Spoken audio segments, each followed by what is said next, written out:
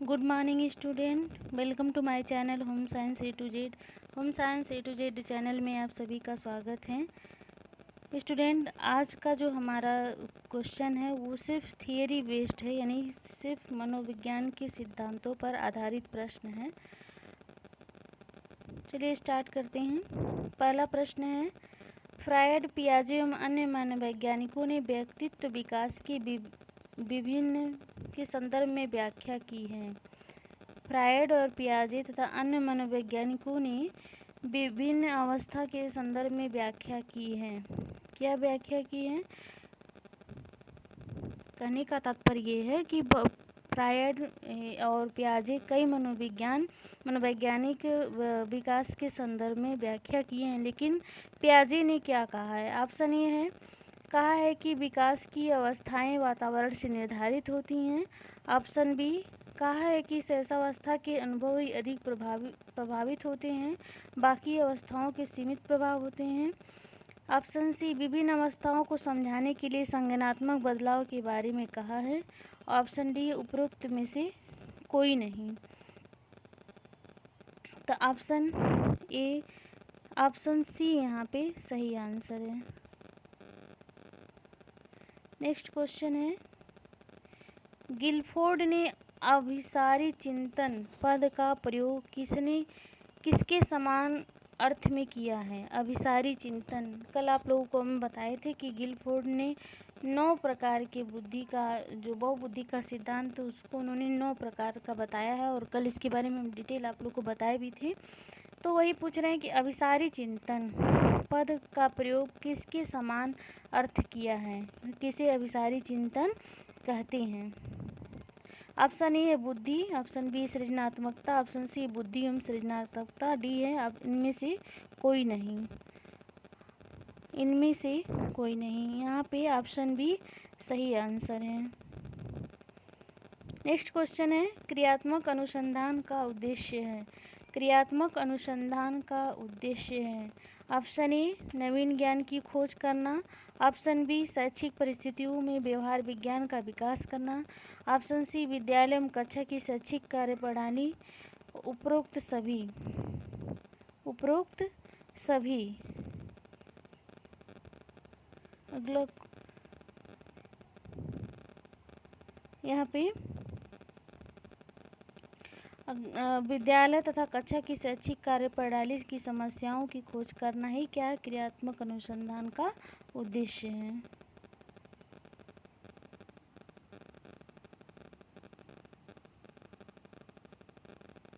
Next question है, व्यक्ति एवं बुद्धि में वंशानुक्रम की नाम मात्र की भूमिका है।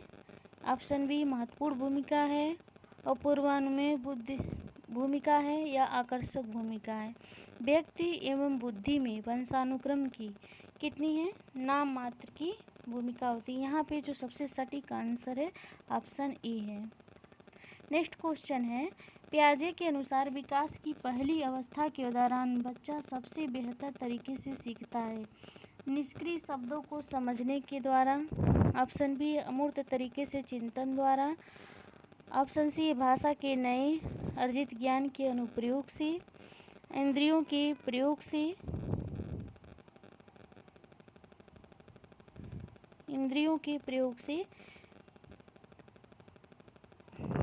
यहाँ ऑप्शन डी सही है। सबसे पहली अवस्था में क्या करता है? बालक इंद्रियों का प्रयोग करता है, जैसे कि अपने बाएं दाएं क्या चीज़ है, पहले प्रकाश को देखता है, जिधर प्रकाश होता है उसी की तरफ पहले वो आंख घुमाना प्रारंभ करता है। इस प्रकार वो इंद्रियों की क्रियाशीलता सर्वप्रथम होती है पहली अवस्था में।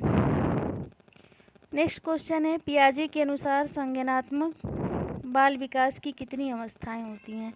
ऑप्शन ए 3 अवस्थाएं, ऑप्शन बी 4 अवस्थाएं, ऑप्शन सी 5 अवस्थाएं, ऑप्शन डी 6 अवस्थाएं। कितनी अवस्थाएं हैं? 4 अवस्थाएं। 4 अवस्थाएं कौन कौन सी हैं?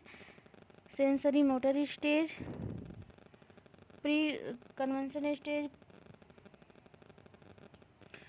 पूर्व संक्रियात्मक अवस्था, संक्रियात्मक अवस्था और औपचारिक संक्रियात्मक अवस्था, 4 अवस्था पियाजे के अनुसार बताया गया है। नेक्स्ट क्वेश्चन है, शिक्षा मनुष्य में अंतर्निहित क्षमता का परिपूर्णता में विकास करते हैं। ये कथन किसका है? शिक्षा मनुष्य में अंतर्निहित क्षमता का परिपूर्णता में विकास करता है। ये कथन किसका है? ये कथन स्वामी विवेकानंद जी का है। ऑप्शन ए सही है। ये रटने का क्वेश्चन है, इसे एकदम हूबहू आपको रटना पड़ेगा। नेक्स्ट क्वेश्चन है, बिग व हंट के अनुसार की विशेषताओं को सर्वोत्तम रूप से व्यक्त करने वाले एक शब्द है परिवर्तन। परिवर्तन शारीरिक है, सामाजिक है और मनोवैज्ञानिक होता है। ये बिग एंड हंट की परिभाषा है, जिसमें कहा कि अवस्था डॉट डॉट है, कौन सी अवस्था जिसके लिए परिवर्तन शब्द सबसे उपयुक्त है, चाहे वो परिवर्तन शारीरिक हो रहा हो या सामाजिक हो रहा हो या मनोवैज्ञानिक हो रहा हो। तो ये परिभाषा कौन सी अवस्था है? किशोरावस्था। ऑप्शन सी यहाँ पे सही है। नेक्स्ट क्वेश्चन है, पियाजे के अनुसार संज्ञानात्मक विकास के किस चरण पर बच्चा वस्तु स्थायित्व को प्रदर्शित करता है? किस अवस्था को करता है? ऑप्शन ए मूर्त संक्रियात्मक चरण, ऑप्शन बी औपचारिक संक्रियात्मक चरण, ऑप्शन सी है संवेदी प्रेरक चरण, ऑप्शन डी है पूर्व संक्रियात्मक अवस्था। कौन सी अवस्था है? पूर्व। ऑप्शन डी यहाँ पे सही ऑप्शन है। पूर्व संक्रियात्मक अवस्था में वस्तु की स्थायित्व का ज्ञान होता है पियाजे के अनुसार। नेक्स्ट क्वेश्चन है, निम्न सिद्धांतों में से कौन बच्चे के बौद्धिक विकास के 4 चरणों पूर्व परिचालन, सुदृढ़ परिचालन एवं औपचारिक परिचालन को प्रदर्शित करता है? यानी कि एरिक्सन का मनोसामाजिक सिद्धांत, ऑप्शन बी फ्रायड का मानसिक एवं विकास सिद्धांत, ऑप्शन सी जीन पियाजे का सिद्धांत, ऑप्शन डी कोहलबर्ग का नैतिक विकास सिद्धांत। किसका सिद्धांत है कि यहाँ पे? Option C. ये पियाजे ने कहा है कि जो विकास की अवस्थाएं 4 होती हैं। ठीक है। अगला क्वेश्चन है, बुद्धि का कौन सा सिद्धांत सामान्य बुद्धि जी और विशिष्ट बुद्धि यस किसका समर्थन करता है? कौन सा बुद्धि समर्थन करता है? नियम प्रतिकूल सिद्धांत, गिलफोर्ड का या स्पीयरमैन का सिद्धांत या बर्नून का? किसका सिद्धांत करता है? स्पीयरमैन का सिद्धांत। ऑप्शन सी सही आंसर है।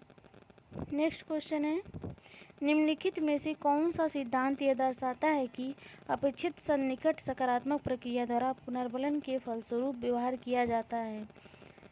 कौन सा मानता है? ऑप्शन ए शास्त्रीय अनुबंधन, ऑप्शन बी बाध्य अनुबंधन, ऑप्शन सी ऑपरेंट अनुबंधन, ऑप्शन डी सामाजिक अनुबंधन। कौन सा सिद्धांत है? ऑप्शन सी ऑपरेंट अनुबंधन। नेक्स्ट क्वेश्चन है, पियाजे के अनुसार मूर्त संक्रियाओं का स्तर किस अवधि में माना जाता है? मूर्त संक्रियात्मक अवस्था किस अवधि में माना जाता है? यहाँ पे 4 ऑप्शन आपको है। ए जन्म से 2 वर्ष, बी 2 से 7 वर्ष, सी 7 से 11 वर्ष, डी 11 से 15 वर्ष। कौन सी अवस्था है? ऑप्शन सी यहाँ पे 2 से 11 वर्ष, यानी कि तीसरी अवस्था जो होती है वो मूर्त संक्रियात्मक अवस्था होती है। स्टूडेंट, ये रहा आज का थियरी बेस्ड क्वेश्चन। आपको ये प्रश्न कैसा लगा? और आप लोग का ये कहना है कि मैम थोड़ा जल्दी प्रश्न को सॉल्व कराइए, तो इसलिए जल्दी हम सॉल्व कराने की कोशिश किए हैं। आप चाहें तो हमारे चैनल को सब्सक्राइब कर सकते हैं अगर आपको लगता है इससे कोई लाभ मिलेगा। आपने इस वीडियो को देखा, धन्यवाद।